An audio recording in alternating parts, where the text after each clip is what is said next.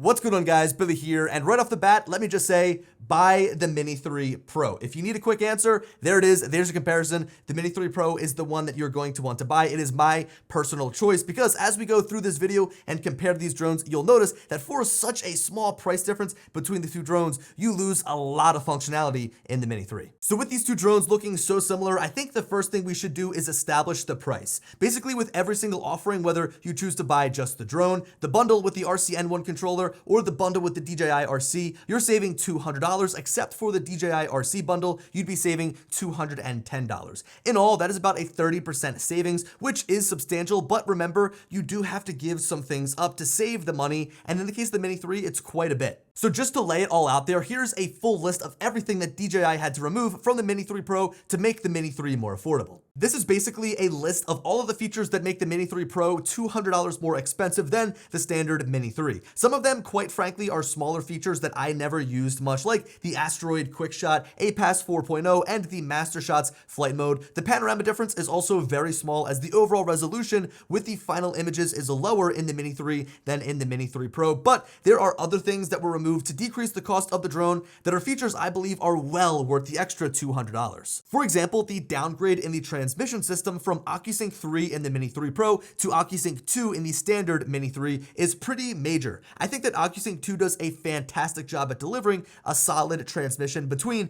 the drone and remote controller, but when you compare it to O3, you really start to feel the difference. Like right now, you're looking at a screen recording side by side using the DJI RC to fly both of these drones in the same spot. The Mini 3 Pro has a 1080p video downlink as compared to the 720p video feed that is being transmitted on the Mini 3. The quality is far better on the Mini 3 Pro. Like if I was put into a vacuum and I only knew what OcuSync 2 was, I'd be happy because it provides a nice strong signal from my remote controller to the drone. But because I've done the comparison between the Mini 3 and Mini 3 Pro, OcuSync 2 versus O3, it makes me understand just how much of an upgrade this transmission system actually is, with a better overall flight experience thanks to less latency, less lag, and less overall breakup in your signal no matter the distance. Like even if you're close to your drone, it's still going to give you an overall better flight experience than you would get on, say, the Mini 3 with OcuSync 2. That right there alone to me is worth the extra $200 upgrade. And remember, we still have like 5 differences that make the Mini 3 Pro better than the Mini 3 here. Now, when you look at both of these drones, the camera is completely identical. The same hardware, the same design, and similar features. Both cameras rotate vertically to capture portrait images and overall take great photos and videos.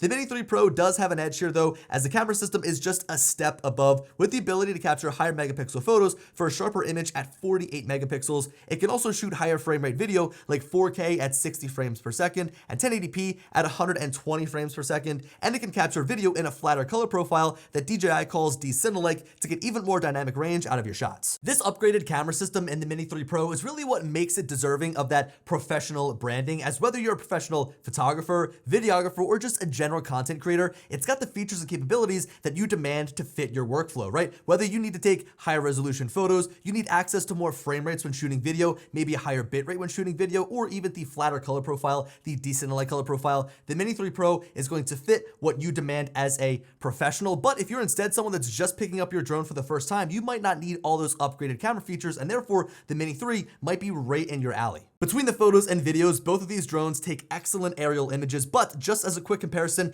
these are 2 images taken from the Mini 3 Pro, one at 12 megapixels and the other at 48 megapixels. This is a 100% crop, so this is the full image, and you can't tell a massive difference, but when we zoom in to 400%, you can really see the crazy amount of detail in these high megapixel photos. That is great for cropping on images if you have to. Now, one of the flight modes that I've come to love over the past couple of months is Hyperlapse, which basically allows the drone to automate a mission to capture a moving time lapse. Just as a quick personal plug, I've been going really hard over on my Instagram trying to get creative with these hyperlapses, so if you want to go and follow me over there, my username is @BillyKyle, but unfortunately, you won't be seeing any hyperlapses captured with the Mini 3 here, as it is not available. I think that part of the reason is to leave a more premium feature for the more expensive drones, but the next topic that we're going to be discussing here is probably the real reason that this was left out, as the hyperlapse flight mode is a completely automated flight feature. Now, the final major difference between both of these drones is the removal of the Obstacle Avoidance system in the Mini 3. So our Mini 3 Pro here has forward-facing, downward facing, and backward facing obstacle avoidance sensors. And fun fact, these back sensors are actually located on the front of the drone pointing backwards, which is kind of a cool little design element. But anyway, if you've got an object in the front, underneath of, or behind the drone, it'll take necessary action on its own to avoid the obstacle by coming to a stop, or if you've got APAS 4.0 turned on, it'll actually avoid and change its course and go around that object, which is pretty cool. So the Mini 3 Pro is very smart in that regard, whereas the Mini 3 with no sensors, if you fly at an object, would fly into it and then just eventually crash. Now it does have these two bottom vision positioning sensors, so it will help it hold its altitude while hovering there, and it also will let it come down to a nice soft landing. But these sensors aren't strong enough to like pick up objects and have this like bottom facing obstacle avoidance system. So at the end of the day, there's no obstacle avoidance system on the Mini 3 whatsoever, which is pretty self-explanatory, right? The Mini 3 Pro would avoid objects and the Mini 3 wouldn't. But I think that the biggest consequence from removing these sensors actually comes within the software. Like I said, this is probably why the Hyperlapse flight mode was removed, because it doesn't have the sensors to detect objects as it's flying on its own autonomously. The Mini 3 Pro though was the first mini drone to add the focus track autonomous flight modes for the very reason of obstacle avoidance finally being added. And I think that this is what made the Mini 3 Pro feel like a full feature drone. It wasn't just a bottom tier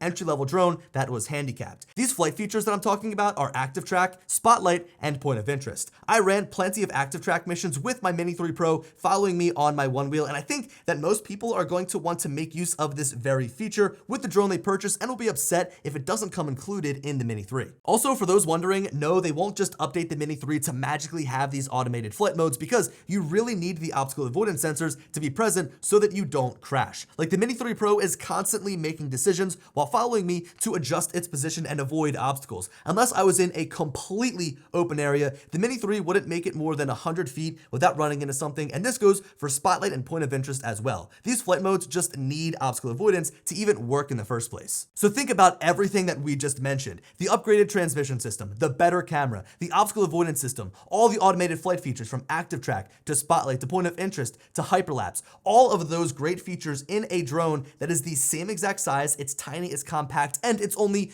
$200 more.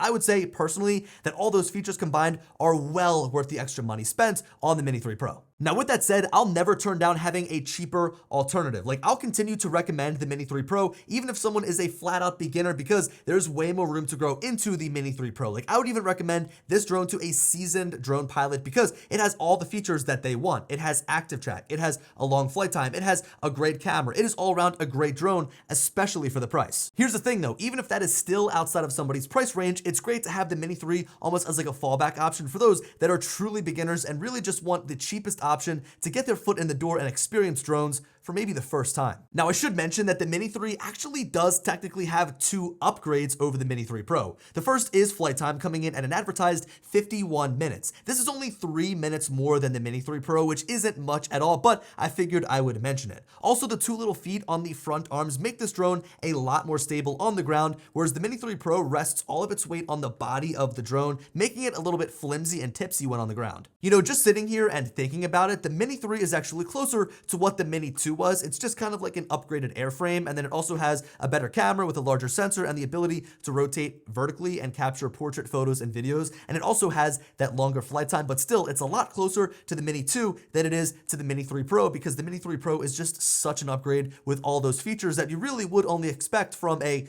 Pro drone, which really does make it deserving of that professional name, as I mentioned. Anyway, guys, thank you so much for watching. Let me know your thoughts between Mini 3 and Mini 3 Pro. Again, my pick is Mini 3 Pro for all the upgrades you get for a small little price to upgrade. And yeah, that's about it. Hope you guys enjoyed, and as always, I'll talk to you later.